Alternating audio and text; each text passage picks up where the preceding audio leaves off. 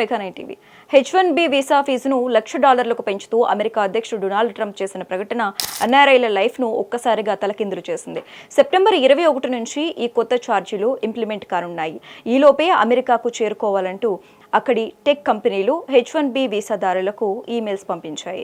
24 గంటల్లో అమెరికాలో ఉండాలన్న కంపెనీల డెడ్ లైన్తో ఎన్ఆర్ఐలో గుబులు మొదలైంది. రేపటిలోగా H1B వీసాదారులు అమెరికాకు వెళ్లాల్సిన పరిస్థితి, లేదంటే $1,00,000 కట్టాల్సిందే. దీంతో డెడ్ లైన్ లోపు అమెరికా వెళ్లేందుకు H1B వీసాదారులు ఉరుకులు పరుగులు పెడుతున్నారు. ఇదే అదునుగా విమానయాన కంపెనీలు టికెట్ ధరలను పెంచుతున్నాయి. ఢిల్లీ టు న్యూయార్క్ ఫ్లైట్ టికెట్ల ధరలు దాదాపు 3 రెట్లు పెరిగినట్లు సమాచారం. అదేవిధంగా విదేశాలకు వెళ్లేందుకు అమెరికాలో విమానం ఎక్కిన అనేక మంది ట్రంప్ ప్రకటన గురించి తెలియగానే తమ జర్నీని క్యాన్సిల్ చేసుకున్నట్లు తెలుస్తోంది.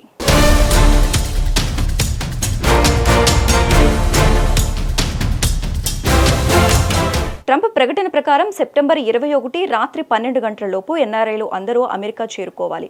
లేని పక్షంలో వారు ఏ కంపెనీలో పనిచేస్తున్నారో వారు $1,00,000 చెల్లించాల్సిందే, లేదంటే విదేశీ ఉద్యోగులకు అమెరికాలో ఉండేందుకు పర్మిషన్ లభించదు. దీంతో అమెజాన్, మైక్రోసాఫ్ట్, జేపీ మోర్గాన్ వంటి బడా టెక్ సంస్థలు H1B వీసాదారులను అమెరికా వీడొద్దని వార్నింగ్ ఇచ్చాయి. అదేవిధంగా విదేశాల్లో ఉన్న వారిని వెంటనే తిరిగి రావాలని ఈమెయిల్స్ ద్వారా ఆదేశించాయి.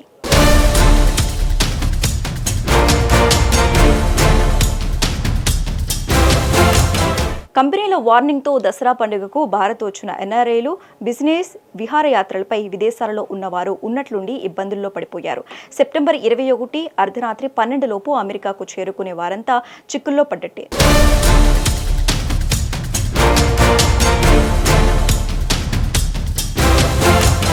ప్రస్తుతం ఇండియాలో ఉన్నవారు ఈ డెడ్ లైన్ను మిస్ అయినట్టే అని America immigration lawyer Cyrus Mehta తెలిపారు. ఇక ట్రంప్ ప్రకటన తర్వాత ఢిల్లీ నుంచి న్యూయార్క్ వెళ్లే విమాన టికెట్లు దాదాపు రెట్టింపై 80,000కు చేరుకున్నాయి.